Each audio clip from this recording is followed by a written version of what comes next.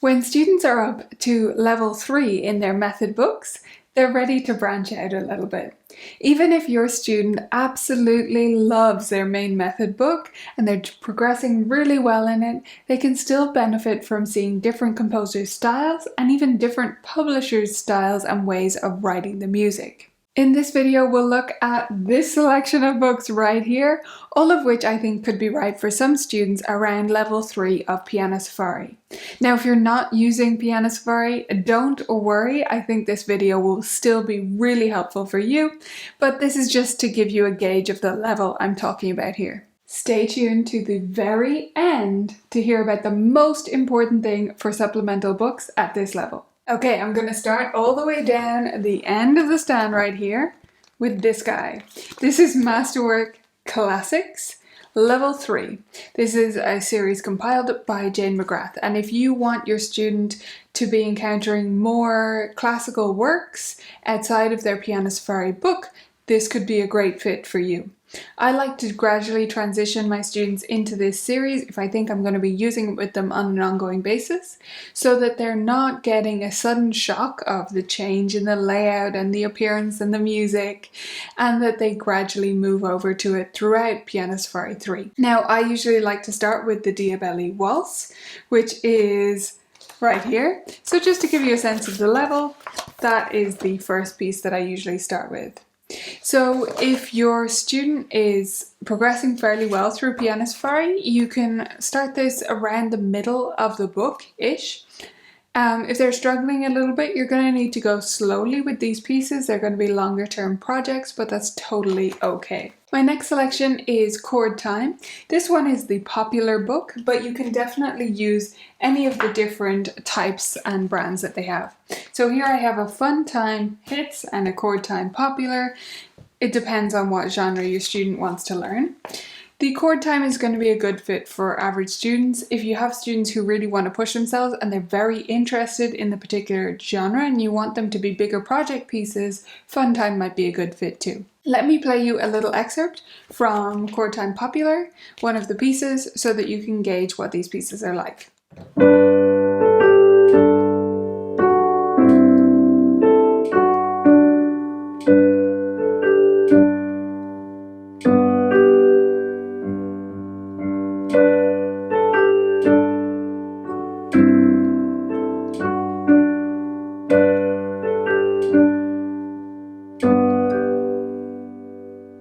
So I'm sure you recognize that one.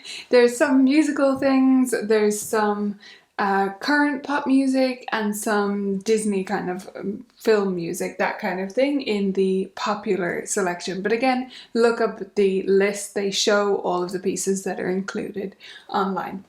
So that's a good one if you want to move quickly. Otherwise you can go Fun Time Hits if you want to move a bit slower with a level 3 student through those pieces. Next up we have Take 10. This is by June Armstrong, and this is the first of a couple of jazzier things that I've picked out for you.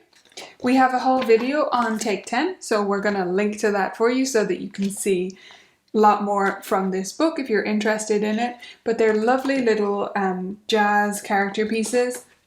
They're all 1 page long, which I really enjoy, because students can get through them, get flavors of different things, which is really important at this stage of their studies.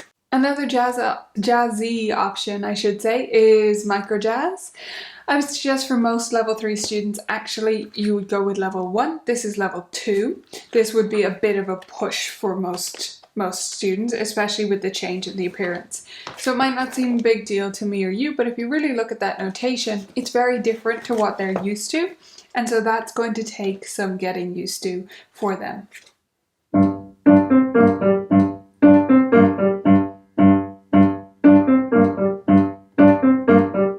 I'm just playing the intro of that piece because it's extremely popular and you might recognize it. So if you didn't know this book and you do know that piece, that's where it comes from. It's called Intercity Stomp, but there's tons of great gems in there.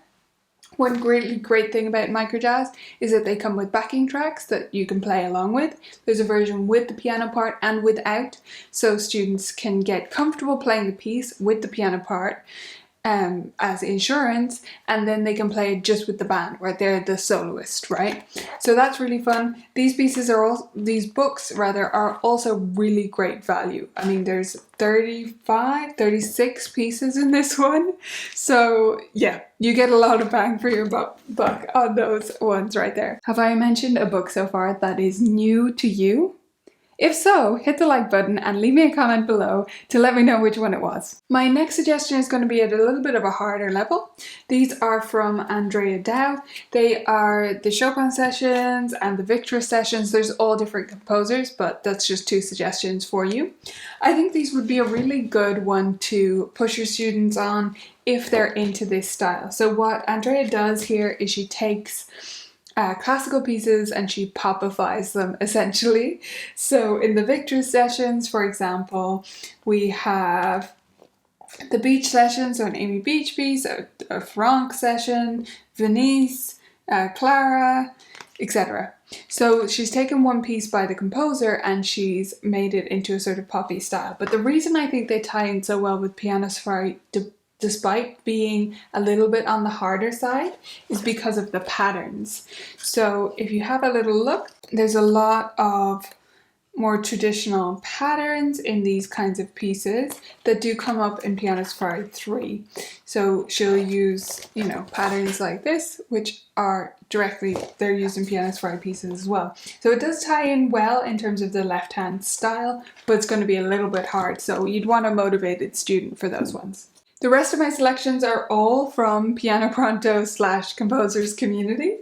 So the first one is Minor Marvels. You'll know if your student this is the right one for them. They're all minor.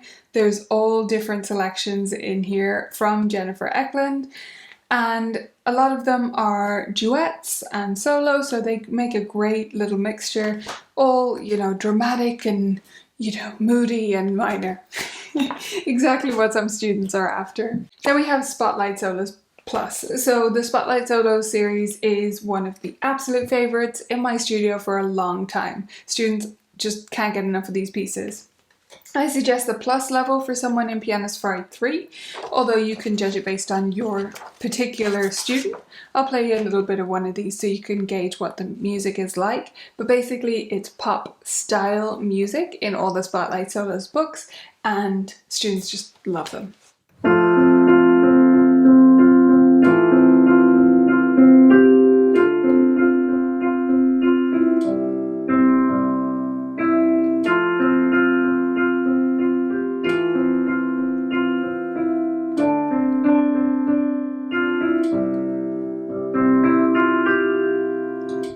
So I'm not doing any full pieces in this video because we're going through so many books, but that gives you a sense of what they're like. That one was Above and Beyond, and you can listen to all of the music in all of these books on the Piano Pronto site. They have full audio for everything, so it's really wonderful. The next one from Piano Pronto is Easy Cool Cats.